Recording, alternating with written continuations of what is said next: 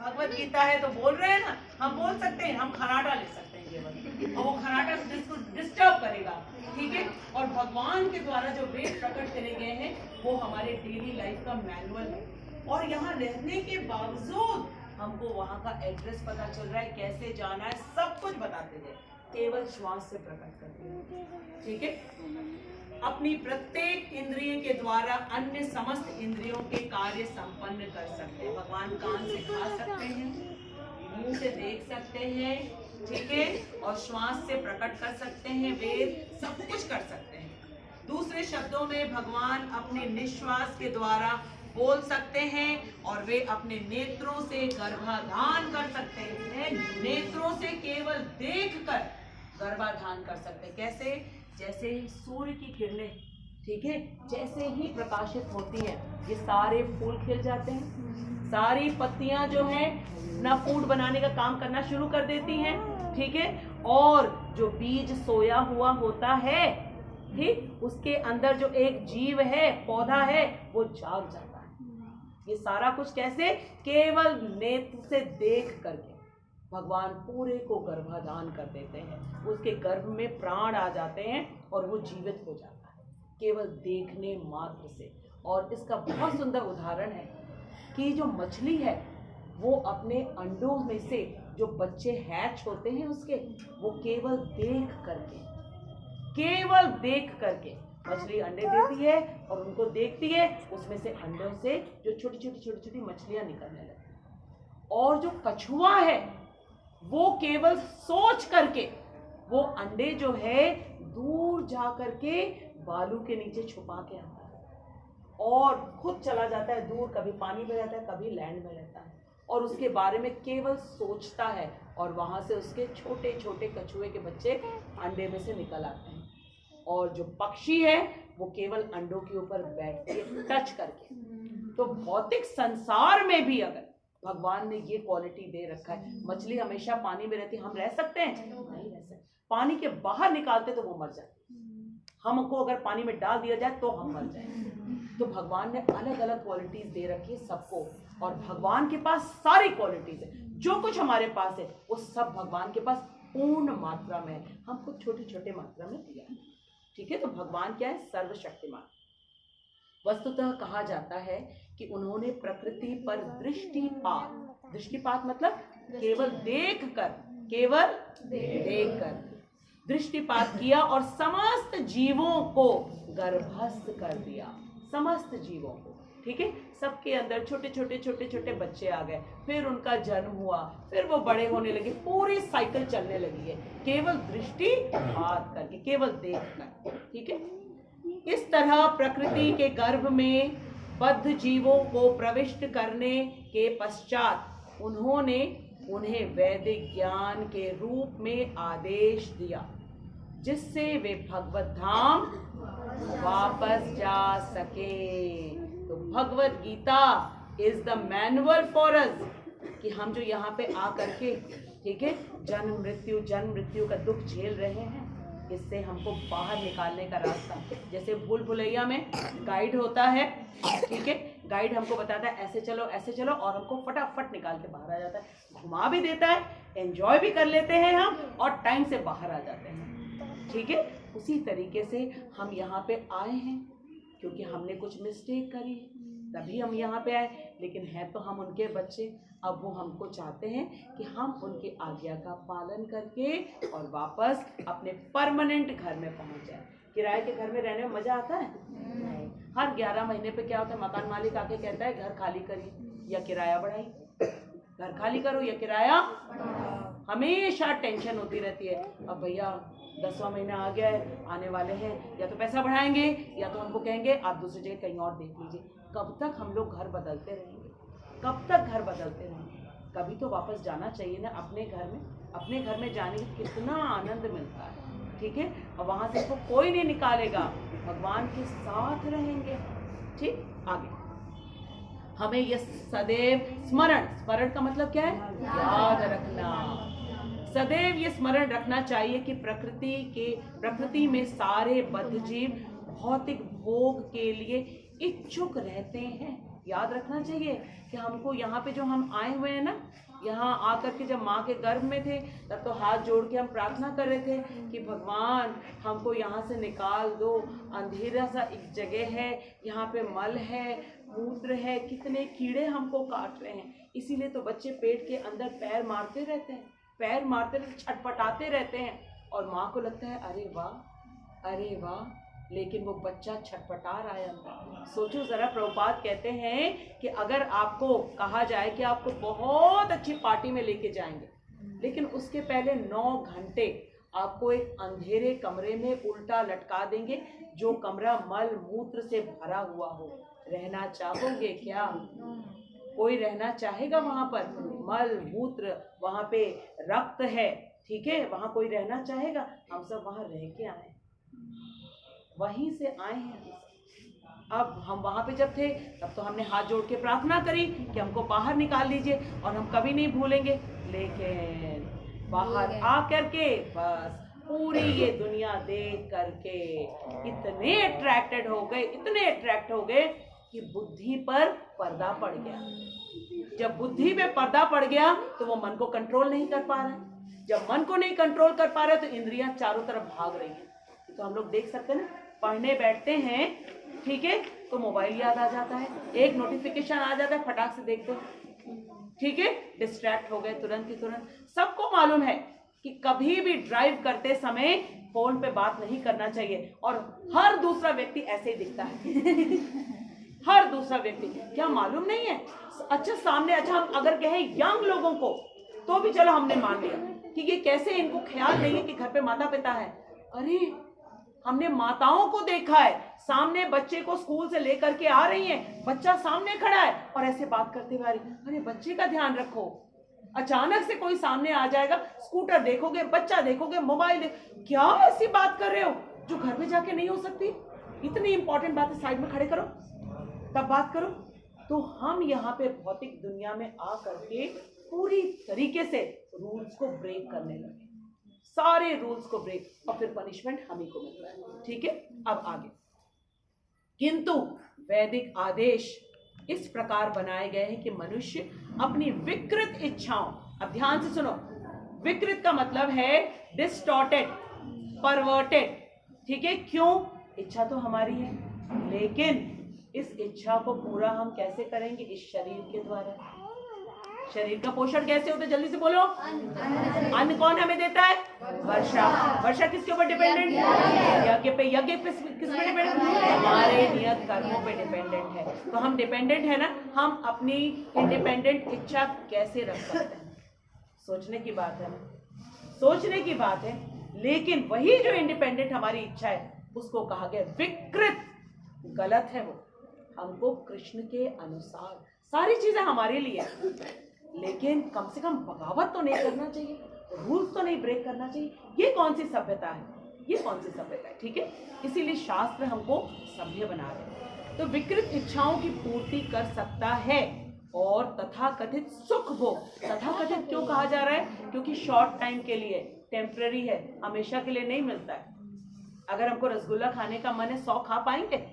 बीमार पड़ जाएंगे, ये शरीर सपोर्ट नहीं करता है, ठीक है। इसलिए कहा गया तथाकथित, लगता है, लेकिन यही जब हम पहुंच जाएंगे आध्यात्मिक जगत में, तब हम कितनी भी चीजें, वहां पे तो सबसे बड़ा आनंद ये है कि जब हम राधा कृष्ण को साथ में देखेंगे, और हमको कितना अच्छा लगेगा कि वो झूला झूले, हम उनके लिए माला बनाए, हम उनके लिए नए नए ताज़े ताज़े जो फ्रूट्स लेके आए उनको खिलाएं, कोई उनके लिए मृदंग बजाए, कोई करताल बजाए, कोई हरे कृष्ण महामंत्र का इतना सुंदर कीर्तन करे।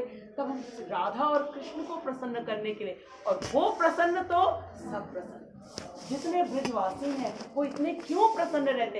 एकमात्र उद्देश्य है उनका कि राधा कृष्ण को कैसे प्रसन्न करें, कैसी सेवा करे। कोई सब्जी वो देख लेते फटाक से, आज भगवान के लिए ये बनाएंगे, और हमारी क्या विकृत, हम देखते हैं हम खाएंगे। ठीक है, समझ में आया आपको? विकृत इच्छा क्या होती है? लेकिन भगवान तब भी कहते चलो कोई बात नहीं, कोई बात नहीं, तुम नीचे की योनि से आ रहे हो ना, अभी तक तो केवल खाना पीना सोना यही सोचते आए हो, चलो रहेगा, एकदम से इफेक्ट नहीं जाएगा। जैसे पंखा जब चलता है, जब ऐसे हम लोग स्विच को ऑफ कर देते एकदम खट बंद हो जाता है? नहीं, चलता रहता है, धीरे धीरे बंद होता है। तो पुरानी हैबिट जो है एकदम से जाती नहीं है। ट्रेन से या चलती हुई बस से जब हम उतरते हैं तो क्या होता है, थोड़ी देर बस की ओर या ट्रेन की ओर दौड़ते हैं, तब जा करके हम रुकते हैं। एकदम से अगर रुकने की कोशिश करेंगे तो गिर पड़ेंगे, नहीं रुक पाएंगे। तो इसीलिए भगवान बहुत कंसिडरेट है, माता पिता है ना हमारे, बहुत प्यार करते हैं, हमारे अंदर कोई उनको गलती दिखती नहीं है, केवल हमको रास्ता बताते रहते, चलो ऐसे कर लो, ऐसे कर लो, ऐसे कर लो। ठीक है, अब आगे। तथा कथित सुख भोग पूरा करके भगवान के पास लौट सकता है। इसीलिए उन्होंने हमको भगवत गीता दी। ठीक है, क्योंकि उनको मालूम है वेद नहीं पढ़ पाएंगे, 4 वेद, ये कलयुग के बच्चे हैं मेरे, इसलिए इनको सारा कुछ मिला करके एक बार में बता दो। ठीक है, जो कर रहे हो करो, खाना खाने का मन करता है बिल्कुल खाओ, केवल हमको भोग लगा दो। इससे क्या होगा, तुम्हें पाप नहीं लगेगा। घर बनाना है बिल्कुल बनाओ, लेकिन उस घर को अपना मत मानो। क्या मानो कि ये कृष्ण का घर है और हम कौन है, सेवक है। सब कुछ हम ही तो रह रहे हैं वहां पे, प्रसाद भी हम खा रहे हैं, एंजॉय भी हम कर रहे हैं, लेकिन केवल गलत तरीके से माने नहीं हम, क्योंकि अगर मान लेंगे तो हम क्या हो जाएगा, कर्म बंधन में बंध जाएंगे हम, और फिर जन्म मृत्यु जन्म मृत्यु जन्म मृत्यु। और अगर हम मान भी ले कि ये मेरा घर है, तो मेरा घर है तो हमेशा में रहना चाहिए ना वहां पे, कोई रहता है क्या, नहीं। थोड़े दिनों के बाद 50, 60, 70, 80, 90, 100, चलो 120, उसके बाद क्या होगा, ये शरीर की मृत्यु हो जाएगी और हमारे जो घर वाले वो हमको घर से बाहर निकाल देंगे। तो ये मेरा घर कैसे हुआ, मेरा घर तो नहीं हुआ ना, किसका है, कृष्ण आपका है। आप इतने दयालु हो कि आपने पूरा घर मुझको दे रखा, कम से कम सभ्यता से रहे, है ना, बिहेव तो करना आए हमको। और यहाँ से बिहेव करवा के, जैसे मम्मी पापा जब लेके जाते हैं कहीं, कहते वहां जाके शैतानी नहीं करना, बहुत अच्छी जगह जा रहे हैं, बिल्कुल नहीं करना वहां पे। ठीक है, वही चीज हमको यहाँ सिखा रहे हैं, कैसे करना है, कैसे उठना है, कैसे बैठ, कैसे इंद्रियों को यूज करना है। ठीक है, और ये सब कुछ करते हुए, आनंद भोग करते हुए वापस घर आ जाओ। बद्ध जीवों के लिए मुक्ति प्राप्त करने का यह क्या लिखा है, हमको नहीं पढ़ने में आ रहा, फिर से बोलो, सुनहरा अवसर होता है। सुनहरा अवसर मतलब गोल्डन चांस। ये जो मनुष्य शरीर मिला है ना, सुदुर्लभ, ये गोल्डन चांस है भगवान के पास वापस जाने के लिए। तो क्या हमको सतयुग की तरह तपस्या करना पड़ेगा? हाँ, ध्रुव महाराज की तरह जो है पत्ता खा करके और हवा को पी करके ऐसे नहीं, सब कुछ खाओ, खूब आराम से छोले भटूरे भी खाओ, मटर पनीर भी खाओ, कचौड़ी भी खाओ, खीर भी खाओ, लेकिन केवल एक छोटी सी चीज कर दो, क्या, भगवान को भोग लगा दो। क्या ये करना बहुत मुश्किल है? नहीं। और भगवान ने हमको पहले कहा है कि कौन से सतोगुणी आहार होते हैं, अन्न होता है, साग सब्जियां होते हैं, फल होता है, दूध प्रचुर मात्रा में दे रखा है, और सारे डिपार्टमेंट अलग अलग हैं, सब हमको दे रहे हैं, केवल हम थोड़ा सा उसमें एक तुलसी दल रखें और भगवान से कहें, भगवान सब कुछ आपने दिया है, पहले आप भोग लगाइए, फिर हम प्रसाद ग्रहण करेंगे। इतना मुश्किल है क्या? नहीं, बिल्कुल मुश्किल नहीं। ठीक है, अतः, फिर से अतः आ गया, उन्हें चाहिए कि कृष्ण भावना भावित होकर। ठीक है, प्रभुपाद ऐसा क्यों कह रहे हैं? क्योंकि इतना सब कुछ अगर हमने सुना, हमने 5 यज्ञों के बारे में सुन रखा था। 5 यज्ञ कौन कौन से, जल्दी जल्दी बोलो। पहला ब्रह्म यज्ञ, उसका पालन कैसे होता है, जो हम शास्त्रों को पढ़ रहे हैं, ठीक है, ऋषियों के द्वारा हमको मिला है, इसको हमें क्या करना है, दूसरों को पढ़ाना है। अपने आश्रित जो लोग हैं, घर से बहुत सारे लोग आ नहीं पाए, घर जाके उन्हें बताना है। ब्रह्म यज्ञ हो गया। सेकंड यज्ञ क्या है, देव यज्ञ। ठीक है, देव यज्ञ हम कैसे पालन करेंगे, देवी देवताओं की पूजा करके। ठीक है, सबकी अलग अलग पूजा बताई गई है। ठीक, उसके बाद कौन सा यज्ञ आता है, कौन सा, पितृ यज्ञ, जिनसे हमको नाम मिला है, गोत्र मिला है, शरीर मिला है। किस तरीके से करते हैं हम इनको, पितृ पक्ष में, ठीक है, तर्पण करके। ठीक है, इसके बाद कौन सा यज्ञ है, हाँ, नर यज्ञ या भूत यज्ञ, चलो ठीक है, नर यज्ञ। ठीक, इसको हम कैसे पालन करते हैं? अतिथि को भगवान का प्रतिनिधि मान करके खूब सेवा करके, ठीक है। इसके बाद कौन सा बचा? फूड ज्ञान, क्योंकि जितने प्राणी हैं उनसे हमें कुछ ना कुछ मिलता रहता है, इसलिए उसका हम पालन कैसे करते हैं? गौ माता को भोजन दे करके, ठीक है, फिर चिड़ियों को दाना डाल करके और कुत्ते के खाना निकाल करके। इतने सारे जो यज्ञ हैं, सारे देवी देवता, मन में एक कंफ्यूजन भी आता है और डर भी लगता है कि ये सारे तो हम नहीं कर पाएंगे, सारे हम नहीं कर पाएंगे। तो प्रभुपाद कहते हैं डोंट वरी, एक चीज बन जाओ, कृष्ण भावना भावित। और कृष्ण भावना भावित क्या होता है? अपने संबंध को जान लेना और संबंध को जान करके खूब प्रेम से हरे कृष्ण महामंत्र का जप करना। जब हम अकेले बैठे 16 माला जप प्रतिदिन, ठीक है, एक स्थान पर बैठ करके, ठीक है। 16 माला हम पूरा नहीं बैठ पा रहे हैं, 6 माला करो, उठो, थोड़ा टहलो, या स्कूल जाना पड़ गया, कोई बात नहीं है, लौट करके आओ, फिर बैठ जाओ आधे घंटे, फिर जप करो, ठीक है। एक जप करने के लिए 7.5 से 8 मिनट टाइम लगता है, फुल कंसंट्रेशन से हरे कृष्णा कृष्णा कृष्णा हरे हरे, हरे राम राम राम हरे हरे, ऐसे ऐसे श्री कृष्ण जन्मभूमि हम देख रहे हैं, बस उसको देखते हुए आप जप करते हो। घर में सबके फोटो है, विग्रह है, ठीक है, भगवत गीता है, प्रभुपाद की फोटो है, रखो उसको सामने और जप करो, ठीक है। इस तरीके से 16 माला जप करें हम और भगवत गीता पढ़े हम, और हम कृष्ण को भोग लगा के हम प्रसाद ले लें, ठीक। बस इतना मुश्किल है क्या करना?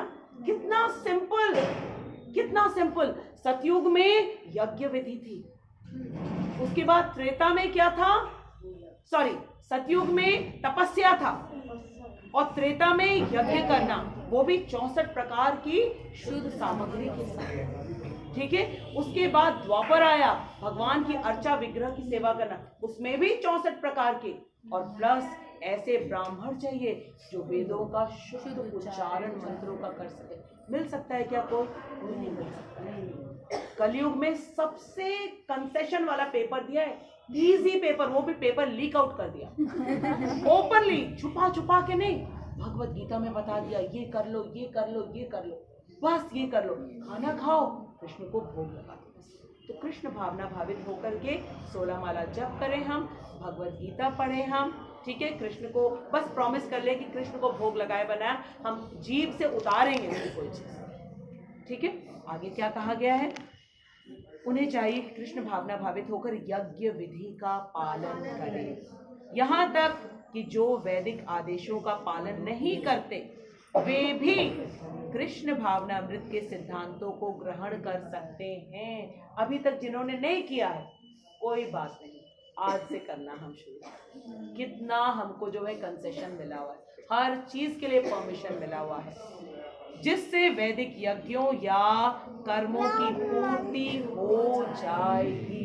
केवल भगवत गीता पढ़ने से, केवल 16 माला जप करने से, केवल कृष्ण प्रसाद लेने से, ये कितना इजी है और कितना सुख मिलता है। कोई डिफिकल्ट है क्या? हमको कोई चीज मना नहीं किया है उन्होंने कि खाओ नहीं, कहीं घूमो नहीं, कुछ नहीं करो, कुछ नहीं कहा है। आप लोगों ने अभी 25 का देखा होगा वीडियोस, कितना हम लोगों ने एंजॉय किया, ठीक है, कितना एंजॉय किया, कितना एंजॉय किया। सबने डांस भी किया, सबने प्रसाद भी लिया, सब अच्छे अच्छे कपड़े पहन करके गए हुए थे। कौन सी चीज मना कर दी है? केवल कहा है हरे कृष्ण महामंत्र का जप करो, दूसरों को सुनाओ, सबको डांस कराओ, ठीक है। बस इतना करने से हमें पता चल जाता है। तो पिछला श्लोक और आज का श्लोक मिला के हमें पता चल गया कि जो वेदों की बात बताई जा रही है, ये वेद कहाँ से प्रकट हुए? भगवान के हाथ से। वो भगवान जो सर्वशक्तिमान है, वो अपने हर अंग से, हरि बोल, हर अंग से प्रत्येक कार्य कर सकते हैं, ठीक है। वो भगवान जिन्होंने अपने श्वास से प्रकट किया, चारों वेद को प्रकट किया। 4 वेदों का नाम क्या क्या है? ऋग्वेद है, यजुर्वेद है, सामवेद है, अथर्ववेद है, ठीक है। और भगवान को मालूम है कि कलयुग के बच्चे 4 वेद नहीं पढ़ पाएंगे, तो उसको शॉर्ट फॉर्म में कर दिया। बिल्कुल क्या कर दिया? भगवत गीता दे दिया। और इसमें सारी चीजों का हमको शॉर्टकट बताते जा रहे हैं। ये कर लो बेटा, ये कर लो, ये कर लो बेटा, ये कर लो। आराम से करते रहो और प्रेम पूर्वक प्रसाद ग्रहण करो। सबके साथ बैठ करके संकीर्तन यज्ञ करो और फिर वापस मेरे पास आ जाओ। और वहां आ जाने से फिर इस मृत्यु लोक पे नहीं आना पड़ता है, जहाँ धक्के खाते रहते हैं, डांट खाते रहते हैं, पनिशमेंट मिलता रहता है। नहीं, वहां तो कृष्ण के साथ मजे करते रहते हैं। ठीक है, हरे कृष्णा कृष्ण कृष्ण हरे हरे, हरे राम राम राम हरे हरे, हरे कृष्ण कृष्ण कृष्ण हरे हरे, हरे राम राम राम हरे हरे। क्लैपिंग ऊपर। हरे कृष्ण कृष्ण कृष्ण हरे